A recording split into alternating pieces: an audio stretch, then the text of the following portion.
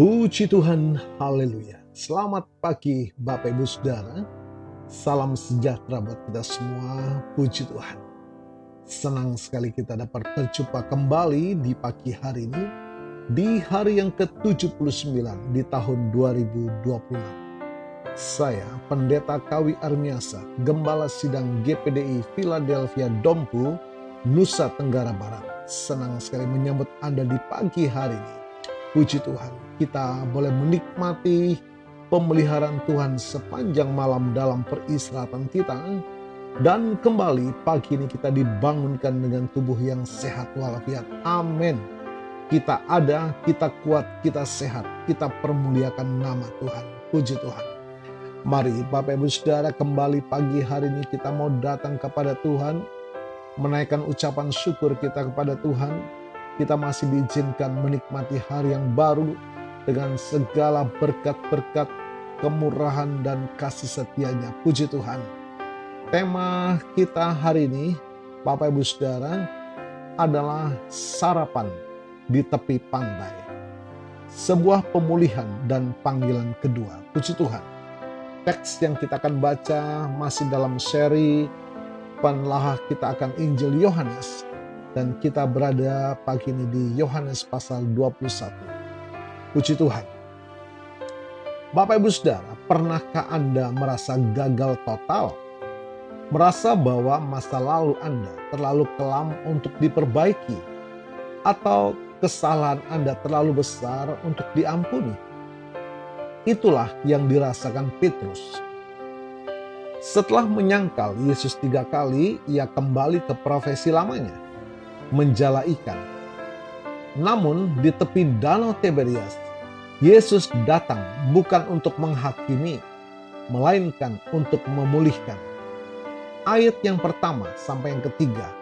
Kemudian Yesus menampakkan diri lagi kepada murid-muridnya di pantai danau Tiberias, dan ia menampakkan diri sebagai berikut.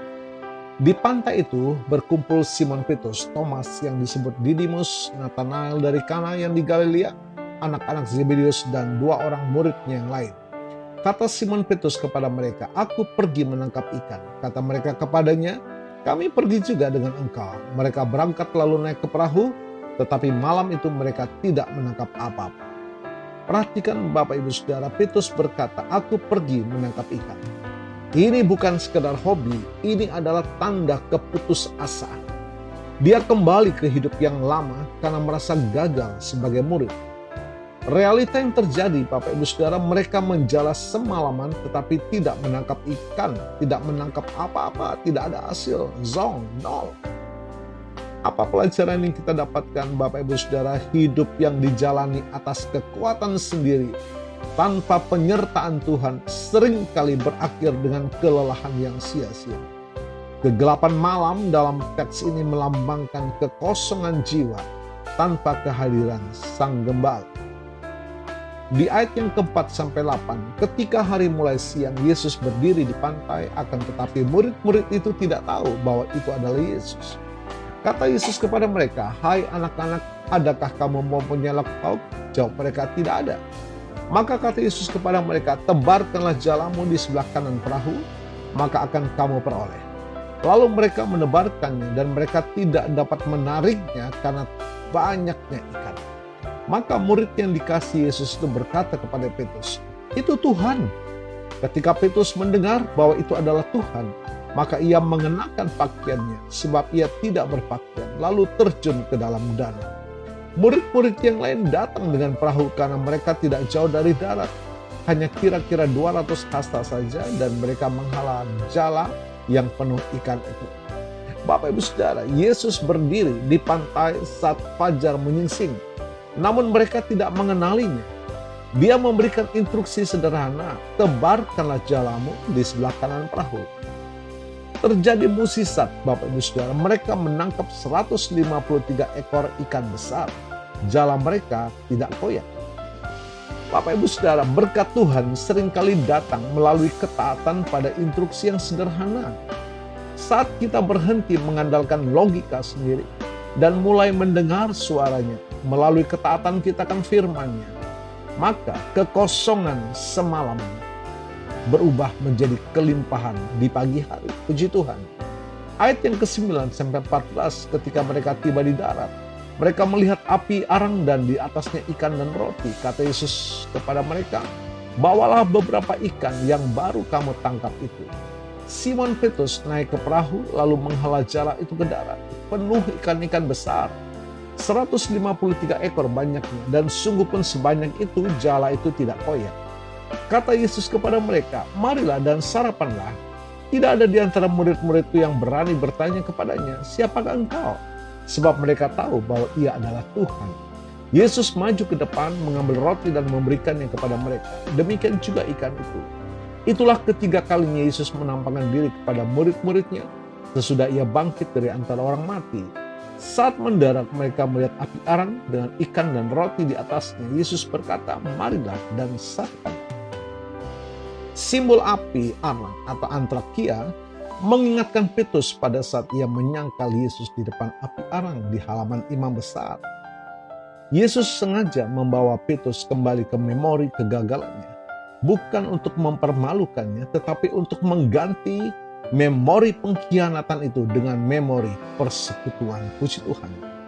Tuhan kita adalah Tuhan yang menyediakan.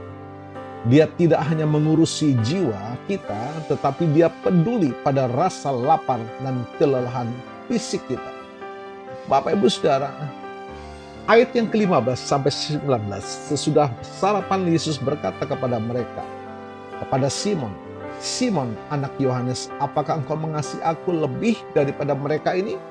Jawab Petrus kepadanya, benar Tuhan, engkau tahu bahwa aku mengasihi engkau. Kata Yesus kepadanya, gembalakanlah domba-dombaku. Kata Yesus pula kepadanya untuk kedua kalinya, Simon, anak Yohanes, apa engkau mengasihi aku? Jawab Petrus kepadanya, benar Tuhan, engkau tahu bahwa aku mengasihi engkau. Kata Yesus kepadanya, gembalakanlah domba-dombaku.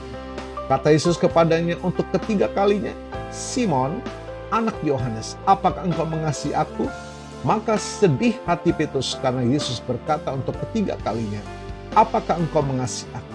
Dan ia berkata kepadanya, Tuhan, engkau tahu segala sesuatu, engkau tahu bahwa aku mengasihi engkau. Kata Yesus kepadanya, gembalakanlah domba-dombaku. Aku berkata kepadamu, sesungguhnya ketika engkau masih muda, engkau mengikat pinggangmu sendiri dan engkau berjalan kemana saja kau kehendaki. Tetapi jika engkau sudah menjadi tua, engkau akan mengulurkan tanganmu dan orang lain akan mengikat engkau dan membawa engkau ke tempat yang tidak kau kehendaki. Dan hal ini dikatakannya untuk menyatakan bagaimana Petrus akan mati dan memuliakan Allah. Sesudah mengatakan demikian, ia berkata kepada Petrus, ikutlah aku. Bapak Ibu Saudara, 3 kali Petrus menyangkal dan 3 kali Yesus bertanya, apakah engkau mengasihi aku? Yesus bertanya tentang kasih yang rela berkorban. Petrus menjawab dengan kasih persahabatan. Yesus menjangkau Petrus tepat di mana ia berada. Setiap kali Petrus menyatakan kasihnya, Yesus memberikan tugas, gembalakanlah domba-dombaku. Bapak Ibu Saudara, kegagalan Anda bukanlah titik akhir. Bagi Tuhan, syarat utama untuk melayaninya bukan kesempurnaan, melainkan kasih. Kasih kepada Kristus adalah bahan bakar utama dalam pelayanan. Puji Tuhan. Di akhir pasal ini Bapak Ibu Saudara, Yesus memberikan perintah yang sama seperti saat pertama kali ia memanggil mereka. Ikutlah aku. Kembalilah kepadanya. Jangan biarkan rasa bersalah membuat Anda kembali ke perahu lama Anda. Terima pemulihan. Yesus tidak mengungkit kesalahan Anda. Dia menawarkan sarapan dan persekutuan. Wujudkan kasih. Jika Anda mengaku mengasihi Tuhan, tunjukkanlah dengan mempedulikan, melayani sesama, melayani domba-domba milik Tuhan. Puji Tuhan. Tuhan Yesus memberkati.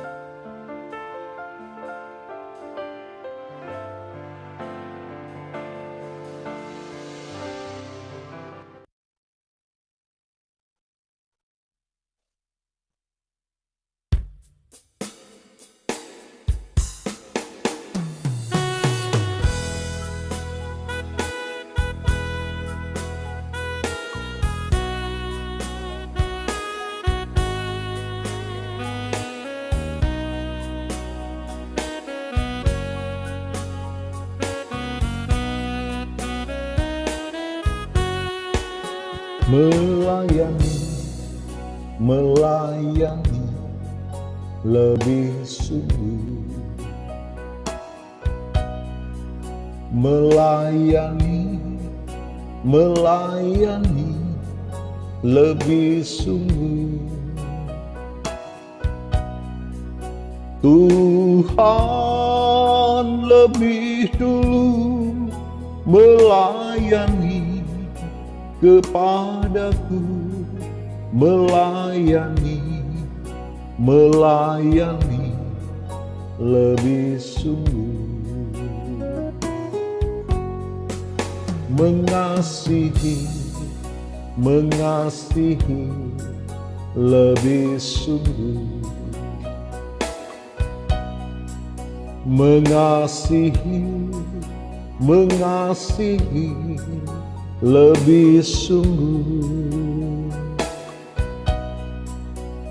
Tuhan lebih dulu mengasihi kepadaku, mengasihi, mengasihi lebih sungguh.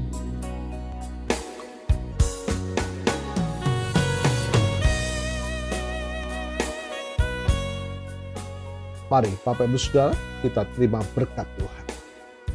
Kiranya berkat, kasih, sukacita, damai sejahtera dari Allah Bapa, cinta kasih dari Yesus yang kekal, serta persekutuan, sukacita, damai sejahtera dari Allah Roh Kudus berlimpah-limpah atas kita semua.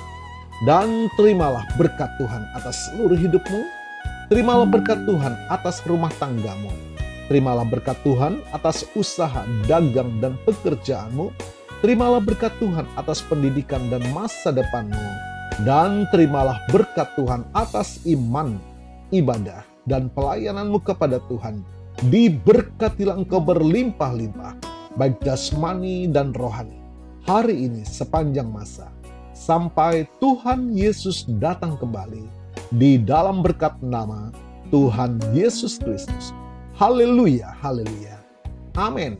Puji Tuhan, Bapak Ibu Saudara, selamat pagi, selamat beraktivitas. Tuhan Yesus memberkati.